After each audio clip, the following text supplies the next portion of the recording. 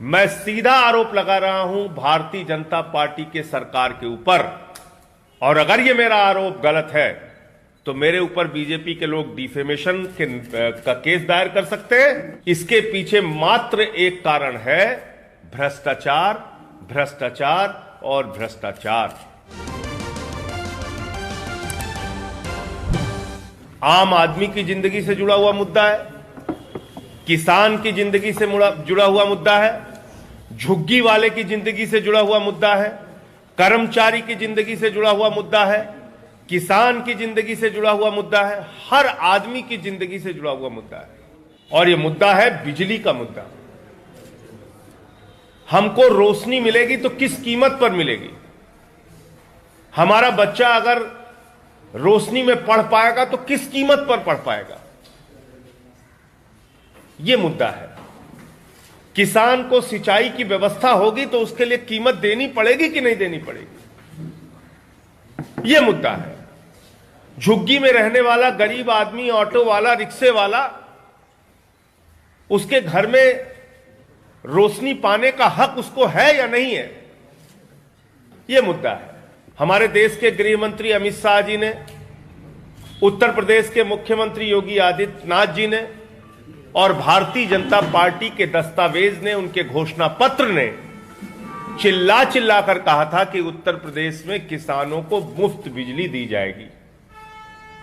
और 2-4 महीने का वादा नहीं था, 5 साल तक उत्तर प्रदेश के किसानों को मुफ्त बिजली दी जाएगी, यह कहा गया था। फिर से सरकार बना दो, किसी भी किसान को 5 साल तक बिजली का बिल भरना नहीं पड़ेगा।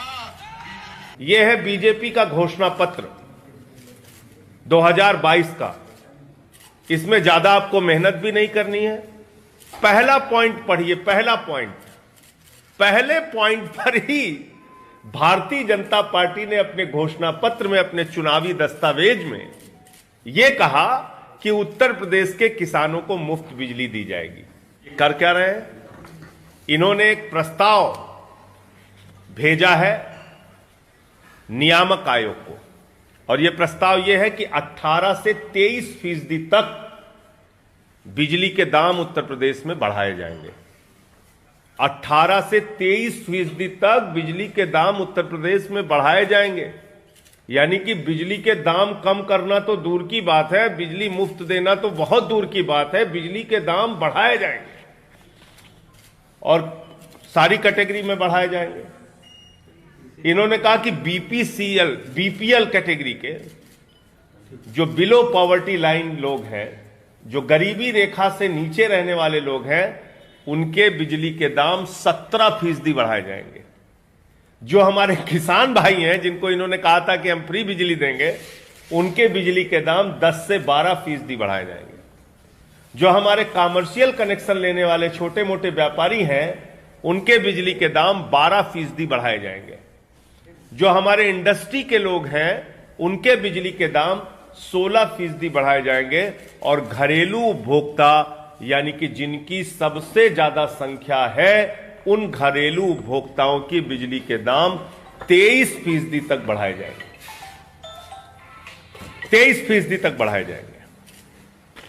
अब यह हकीकत क्या है? बिजली के दाम बढ़ा क्यों रहे हैं? मैं सीधा आरोप लगा रहा हूं भारतीय जनता पार्टी के सरकार के ऊपर, और अगर यह मेरा आरोप गलत है तो मेरे ऊपर बीजेपी के लोग डिफेमेशन का केस दायर कर सकते हैं। अगर मेरा यह आरोप गलत है तो सामने आके बिजली मंत्री और योगी आदित्यनाथ जी मेरी बातों का जवाब दे सकते हैं। इसके पीछे कोई और कारण नहीं है। इसके पीछे मात्र एक कारण है, भ्रष्टाचार, भ्रष्टाचार और भ्रष्टाचार। बिजली का दाम बढ़ाने के पीछे सबसे बड़ा कारण है सरकारी भ्रष्टाचार। आज उत्तर प्रदेश में लगभग 6 वर्ष हो गए भारतीय जनता पार्टी की सरकार के। आप बता दीजिए कितने पावर प्रोजेक्ट इन्होंने लगाए? लगभग 23,000 मेगावाट बिजली की जरूरत उत्तर प्रदेश को होती है। कितने उत्पादन इकाइयां आपने लगाई उत्तर प्रदेश के अंदर?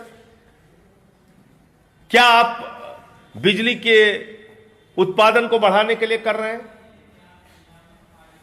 सवाल है जीरो एफर्ट, नहीं कर रहे। और नहीं कर रहे तो क्यों नहीं कर रहे?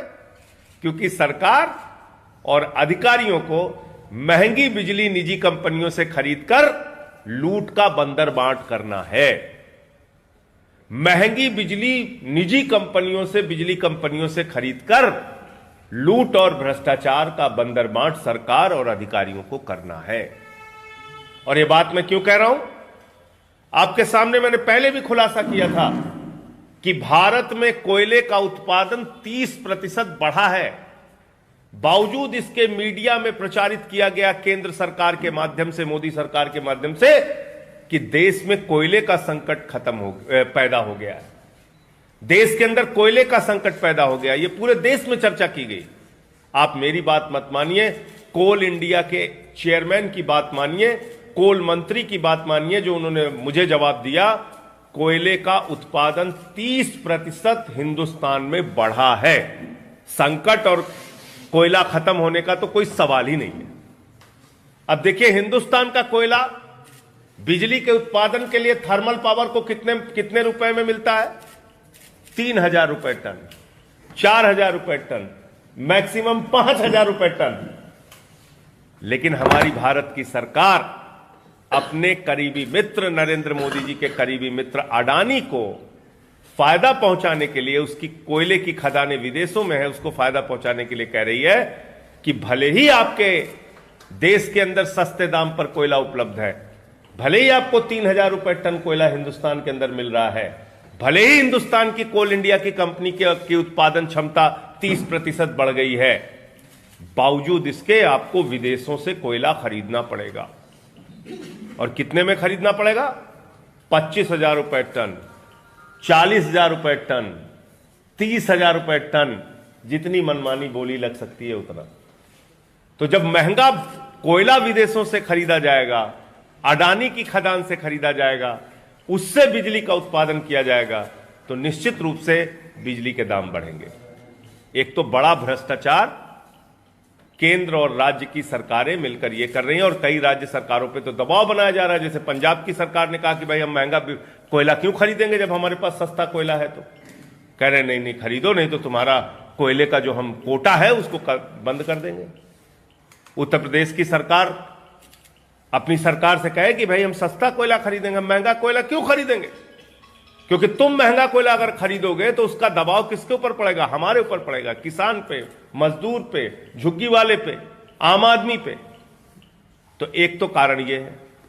दूसरी बात, आप जब बिजली की क्राइसिस पैदा हो जाती है तो आपने ऐसे ऐसे एग्रीमेंट कर रखे हैं जिसमें आपको 25 रुपए, 15 रुपए, 20 रुपए यूनिट बिजली खरीदनी पड़ती है। इसके लिए आप बिजली के उत्पादन इकाइयां बढ़ाइए, बिजली के उत्पादन की क्षमता बढ़ाइए। अब क्यों महंगी बिजली खरीदते हैं? क्यों इस सिस्टम को आप जारी रखना चाहते हैं? और ये मैं नहीं कह रहा हूं, ये नियामक आयोग की रिपोर्ट है। नियामक आयोग के सामने बहुत सारे लोगों ने मांग की। नोएडा के 1,56,000 उपभोक्ताओं ने कहा हमसे ज्यादा बिजली का बिल वसूल लिया गया। उसका आकलन किया नियामक आयोग ने, और लगभग 1,100 करोड़ रुपए 1,56,000 बिजली उपभोक्ताओं से ज्यादा वसूले गए थे।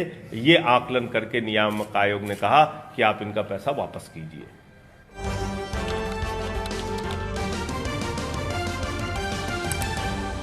आपकी आवाज